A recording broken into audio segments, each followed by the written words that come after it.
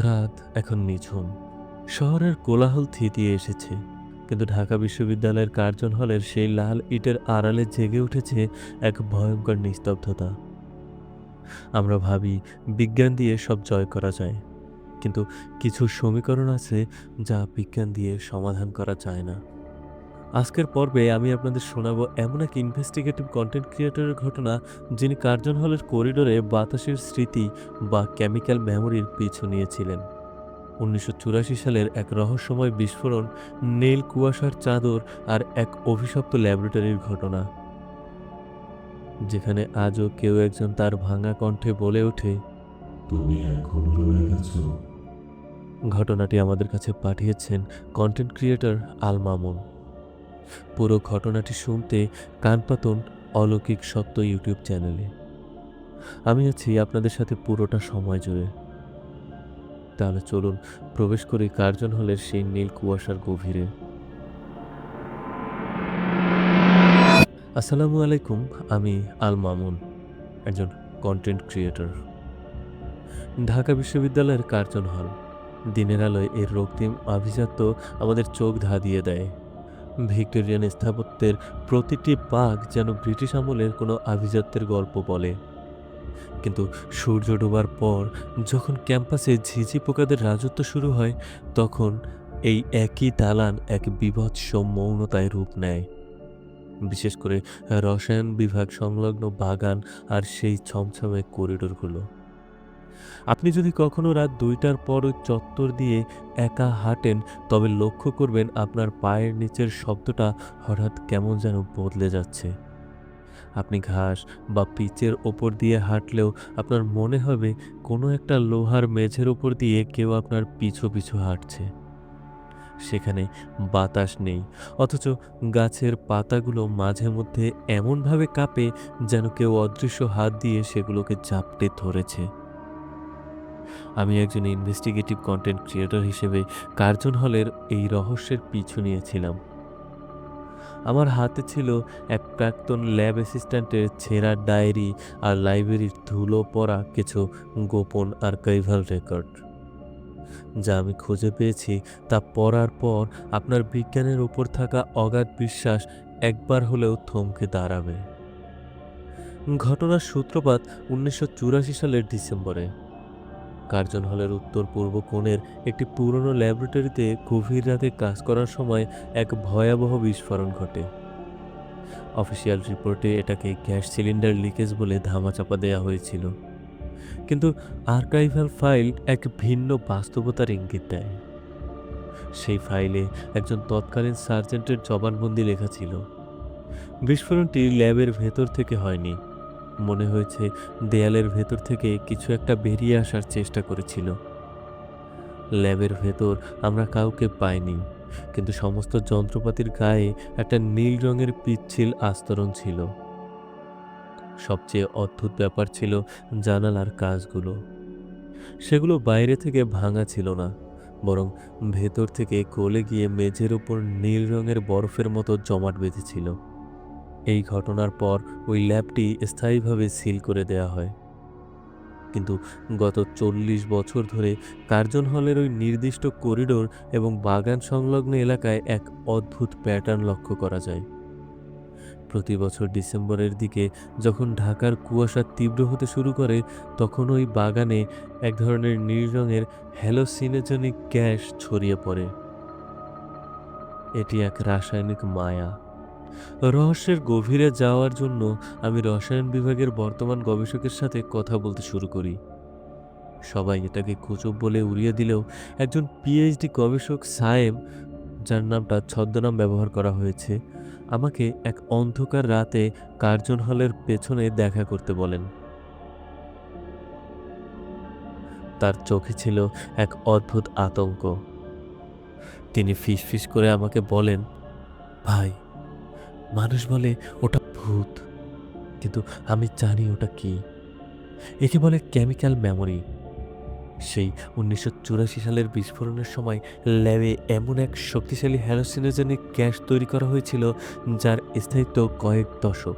এই গ্যাসগুলো বাতাসের স্তরে স্তরে ভারী হয়ে জমে থাকে, যখনই বাইরের তাপমাত্রা আর আর্দ্রতা একটি নির্দিষ্ট পয়েন্টে পৌঁছায়, তখন সেই গ্যাসগুলো আবার সক্রিয় হয়ে ওঠে। আর তখনই মানুষ সেই মায়াটা দেখতে পায়, যা ওই রাতে ল্যাবে ঘটেছিল। তিনি আমাকে ল্যাবের মেঝের এক কোণ দেখালেন। তিনি কাঁপা গলায় বললেন, আপনি যদি ওই গ্যাসটা একবার নিঃশ্বাসে নেন, তবে আপনার স্নায়ুগুলো আপনার নিয়ন্ত্রণের বাইরে চলে যাবে। আপনি দেখবেন ল্যাবের জানালার ওপাশে একজন মানুষ দাঁড়িয়ে আছে। তার গায়ে একটা পুরনো জীর্ণ অ্যাপ্রন আর মুখে একটা বিশাল গ্যাস মাস্ক। কিন্তু আসলে সে নেই। সে শুধু বাতাসের স্মৃতিতে আটকে আছে। কিন্তু তিনি যখন এই কথাগুলো বলছিলেন, তখন তার কপালে ঘাম জমেছিল। কারণ তিনি জানতেন, যদি ওটা শুধু গ্যাসই হয়, তবে মাঝরাতে ল্যাবের বন্ধ করা বার্নারগুলো নিজে থেকেই নীল শিখায় জ্বলে ওঠে কেন? আর সেই নীল শিখার আলোয় করিডোরের দেয়ালে কারো লম্বা ছায়া নড়ে কেন? আমি ঠিক করলাম নিজেই সেই মায়ার মুখোমুখি হব। হাতে আমার একটি ডিজিটাল ডার্কনেস সেন্সর এবং বাতাসে রাসায়নিকের উপস্থিতি মাপার যন্ত্র। কার্জন হলের বাগানটা তখন কুয়াশায় একদম সাদা হয়ে আছে। ল্যাম্পপোস্টের হলুদ আলো সেই কুয়াশায় মিশে এক বিষণ্ণ পরিবেশ তৈরি করেছে। হুট করে আমার হাতের সেন্সরটা লাল সিগন্যাল দিয়ে আর্তনাদ করে উঠল। বাতাসের আর্দ্রতা এক লাফে ৯০% উঠে গেল। আর ঠিক তখনই শুরু হলো সেই বিভীষিকা। কুয়াশাটা আর সাদা রইল না, ওটা ধীরে ধীরে গাঢ় নীল বর্ণ ধারণ করলো। মনে হলো আমি কোনো ল্যাবরেটরির টেস্ট টিউবের ভেতর দাঁড়িয়ে আছি। আমার ফুসফুস হুট করে ভারী হয়ে গেল। আমি নিঃশ্বাস নিতে পারছিলাম না। আমি তাকালাম সেই সিল করা ল্যাবরেটরি জানালার দিকে। জানালার কাঁচগুলো নীল কুয়াশায় অস্পষ্ট, কিন্তু তার ওপাশে একজন মানুষ দাঁড়িয়ে আছে। তার মুখটা ঢাকা দ্বিতীয় মহাযুদ্ধের সময়কার সেই বীভৎস গ্যাস মাস্কে। তার শরীরটা স্বাভাবিক মানুষের মতো নয়, বরং তার চামড়ার নিচ দিয়ে নীল রঙের শিরা উপশিরাগুলো স্পষ্টভাবে কাঁপছে। সে খুব ধীর গতিতে একটা টেস্ট টিউব থেকে নীল রঙের ধোঁয়াটে তরল আর একটা বিকারের ভেতর ঢালছে। হঠাৎ সে তার মাথাটা ঘোরালো। জানালার কাচের ওপাশ থেকে সে তার হাত রাখলো। তার হাতটা ছিল একদম ফ্যাকাশে, আর নখগুলো দীর্ঘ ও হলদেটে। সে জানালার কাছে তার আঙুল দিয়ে কিছু একটা লিখল। তার নখের ঘষায় কাচে যে শব্দ হলো, তা আমার কান ফেটে যাওয়ার জন্য যথেষ্ট ছিল। আমি সম্মোহিতের মতো জানালার একদম কাছে চলে গেলাম। জানালার কাচের ওপার থেকে সেই মানুষটি তার মুখটা মাস্কের খুব কাছে নিয়ে এলো। তার কণ্ঠস্বর ছিল ভাঙা এবং ধাতব। সে ফিস ফিস করে বলল, আমাদের ফর্মুলাটা ভুল ছিল।